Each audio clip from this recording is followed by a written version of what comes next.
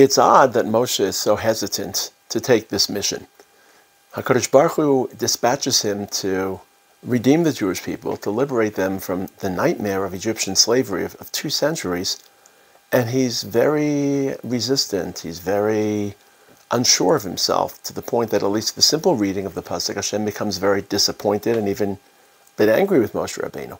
Now, some of it could be chalked up to humility. Moshe is a very humble person, Vish Moshe Anav Me'an Rikal Adam Shel Penei Adama, and presumably that humility convinces him that he's not the man for the job, despite the urgency. But Avram was also humble. Avram also recognized Afar Va'efer, and yet when there was a task at hand, he said, Hineni. You could imagine Avram to say, why am I being chosen for the Akedah? I'm not worth it. I'm not the one. Again, Avram's task is more personal and familial. Moshe's task is to convince an entire nation, entire people, that they'd be redeemed. Part of it is that he's working against redemptive inertia.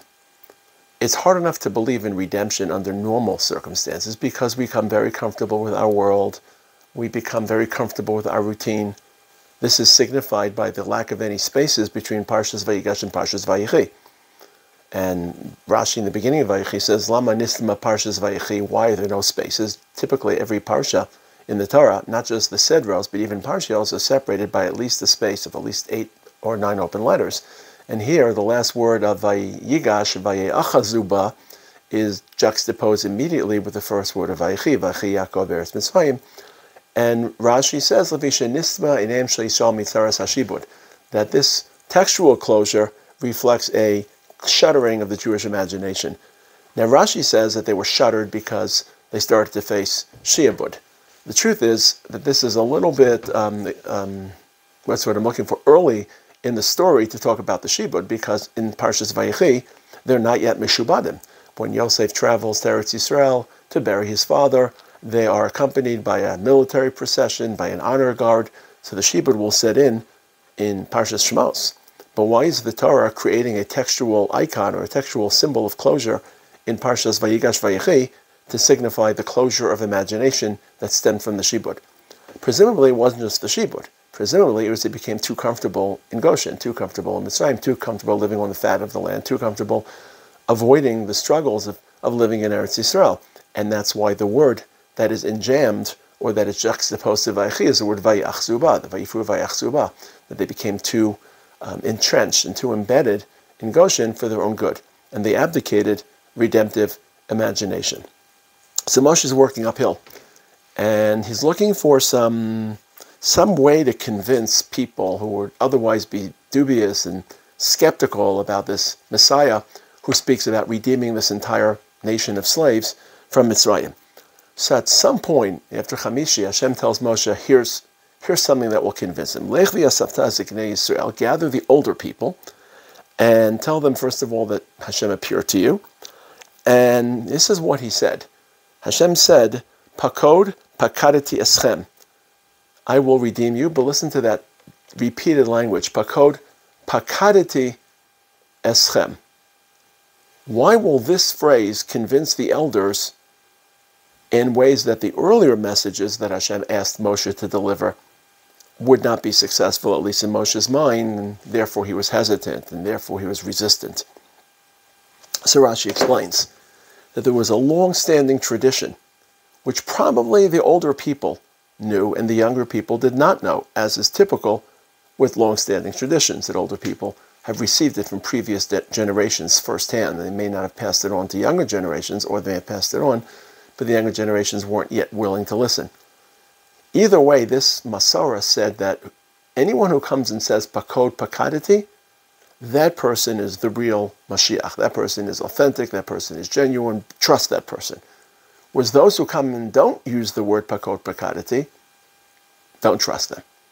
Always a question, how can you tell whether the person is Mashiach? The Rambam throws his hands up in Hilchos Malachim, Perek Beis, and he says, Perek Yud Beis, we won't know who Mashiach is till he comes, which is in part a reflection of the mystery of the redemptive era, but also part of a reflection of how cryptic the identity of Mashiach will be. So, as vulnerable as slaves are, and as much as they can be taken advantage of and exploited, Moshe Rabbeinu is looking to to defeat any of these claims and any of these skeptical claims. So he has to say something that will prove that he is the real Mashiach. And this is the phrase pakod pakadati, which, if you look back in the end of Vayechi, was the phrase that Yosef told his brothers and presumably others who were listening, pakod yifkod elokim eschem v'halisem es asmosai mizeh etchem. And he uses it twice. The last two psukim of Sefer Bereshis repeat the phrase pakod yifkod. So I don't know if Yosef was the first to use it, but at least in the text of the Torah, he is the first to use it. And that started to roll over from father to son, from father to son, from grandfather to grandchild, that the real Mashiach will be proven from Mitzrayim if he uses this language, pakod yifkod. What makes this language so convincing? What makes this language so corroborating? What makes this language so validating? The person that uses this language, that person is a Mashiach. Trust him, don't trust anyone else. It's a code word, it's a secret handshake, it's a secret knock on the door. There has to be something substantive about the phrase pakod yifkod that renders it convincing that this is a messianic event rather than just a false messiah or a flash in the pan. And the answer is obvious, because pakod yifkod, it's obvious if you look a little more carefully into redemptive experience. Pakod yifkod, pakod pakadati, Moshe Rabbeinu tells the Zakenim, Yosef tells the Jewish people forward, pakod yifkod, Hashem speaking now, pakod pakadati, implies that very redemption, Geula, doesn't happen at once. That it's a staged process, that there are two pakidos, that there are at least two stages, that it's a process, rather than a complete and immediate apocalyptic overhaul of the here and now being replaced by a new order. When we think about Mashiach, when we think about redemption, that is our natural go-to. That's our natural assumption. It's utopian, but it's also apocalyptic. It's going to completely and radically alter the landscape of history, the landscape of Jewish history, the landscape of human history, and replace it by a completely different reality. And what Hashem is explaining to Moshe, and what Yosef explained to his descendants, is that there are different varieties of Geula, and not always does Geula happen as quickly as you would expect it. And don't be disappointed if it happens in stages, with each stage representing imperfection and incomplete redemption.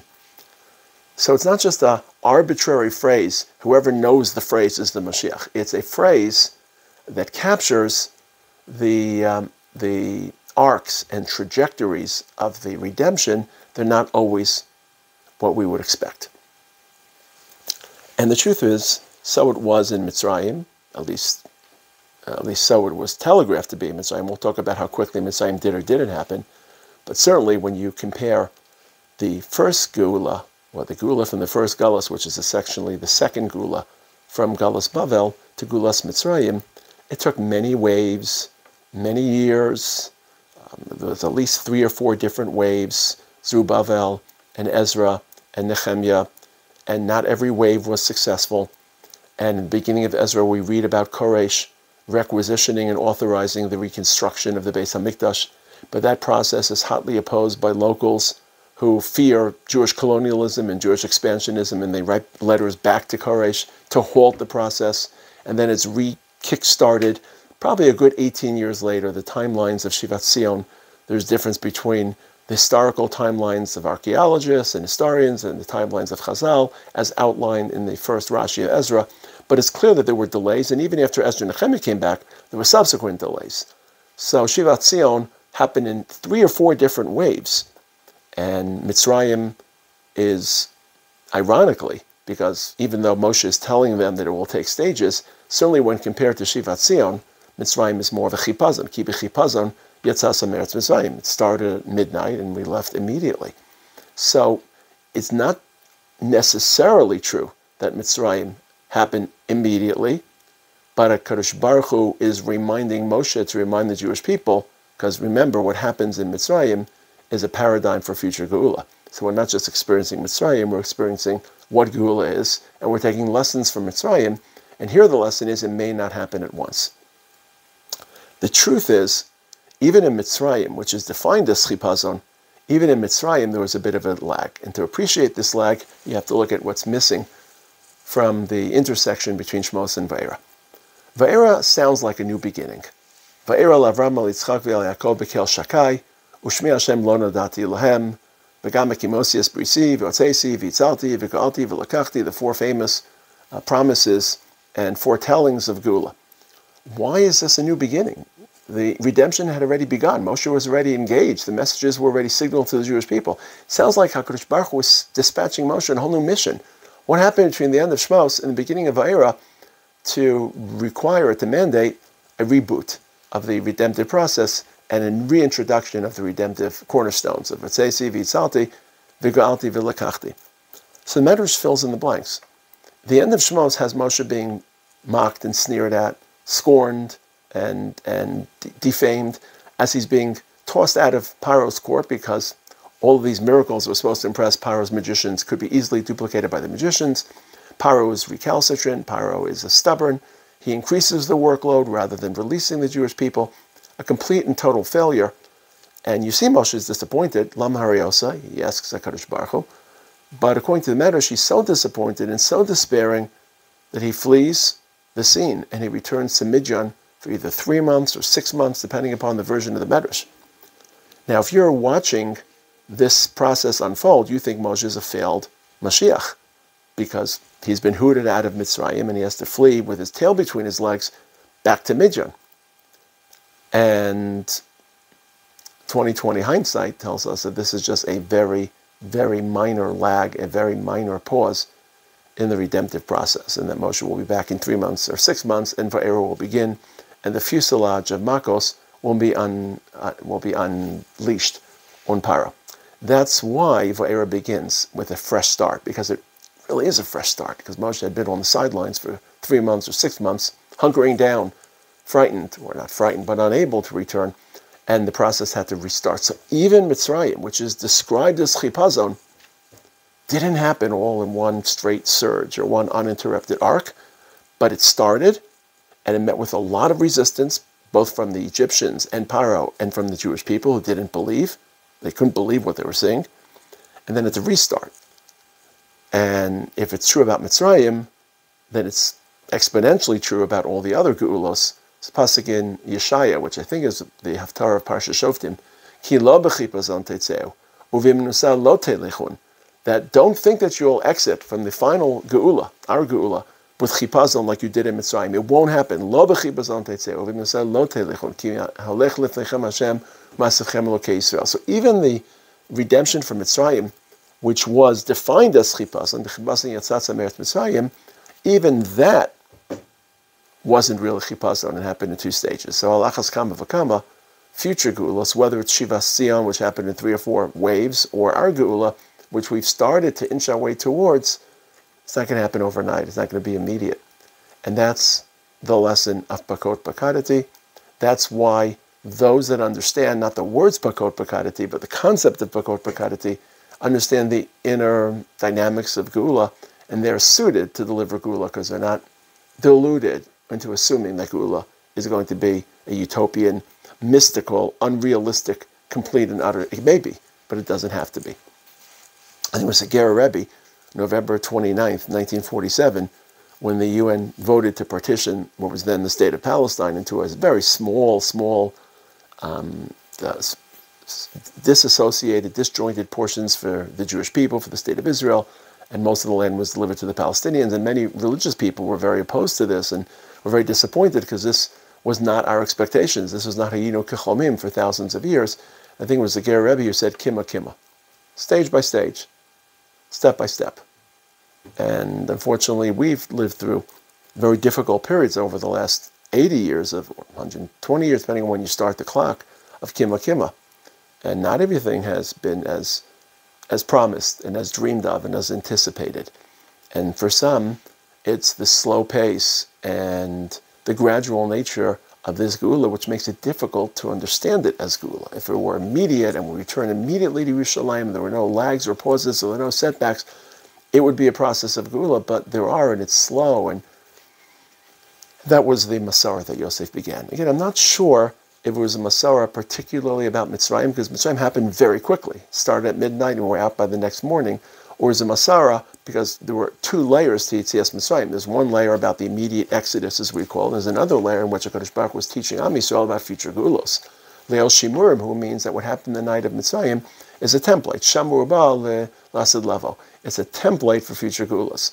So many of the messages, many of the experiences, though they may be true in part about Mitzrayim, namely that Moshe will have to engage twice and return after fleeing, are even more true about future Geulos, namely the Geula of Shivat, which unfolded in many ways, and our Geula, which evidently, depending on where you start, I'm not getting involved in the ideology of where we are and what phraseology you say, but we started Ikvus the Mashiach, we started this process of returning to our land.